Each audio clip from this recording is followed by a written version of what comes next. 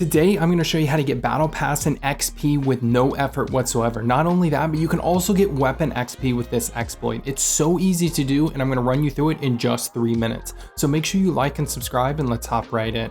So first of all, you can do this completely AFK. You don't have to play the game at all, but there are some requirements and some caveats that I'm going to walk you through so that you don't get kicked from the game. You can be kicked for being AFK, but today I'm going to show you how you can sit overnight playing games without even actually being at your console. So let's hop into plunder quads. Make sure that you have squad fill on. That is an absolute requirement. You're going to be doing this as a solo player. I do not suggest that you do this with teammates or friends, because what we're going to be doing is just constantly joining new games without actually being at our console. Now you're going to see my menu is absolutely spazzing out here. I'm going to explain that in a second, but if you want to get that weapon XP that I mentioned at the start of the video, make sure that you have your favorite weapon in the custom loadout 1 slot. You need to make sure that this is in whatever your default class is so that you take it out. It needs to be your favorited class. So what you want to do if you're on PC as well, make sure that you have a controller available and switch your aiming input to controller. This is absolutely required for this. If you're on console, you do not have to change this. Now, when you go into game while doing this exploit, what's going to happen is you're going to slowly drift off during the game. You're going to jump out of the plane whenever it gets to the end of the map, you'll die, you'll respawn, and you'll keep running in circles.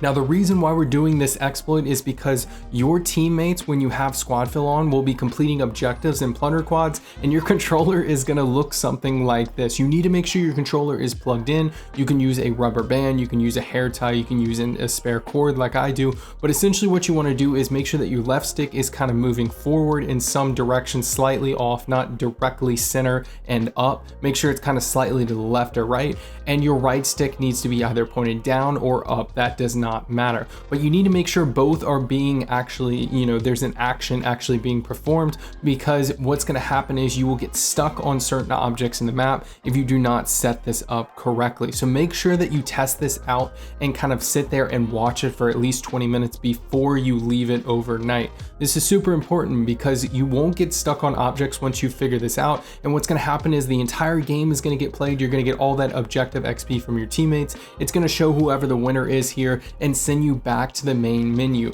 Now, when it does that, it's going to give you all of that match bonus, all of that XP that you earned throughout the game. And you're going to see here, just from this one game of me not actually playing the game at all, I was able to earn around 13,000 XP for my character, as well as 3,000 XP just for my weapon. Now, that's not a ton, I get it. However, you are not playing the game at all, and again, you are earning Battle Pass token XP. People do this every single season, and they unlock the entire Battle Pass without playing. But if you have any questions, make sure you leave them down below, then like and subscribe, and I'll catch you in the next one.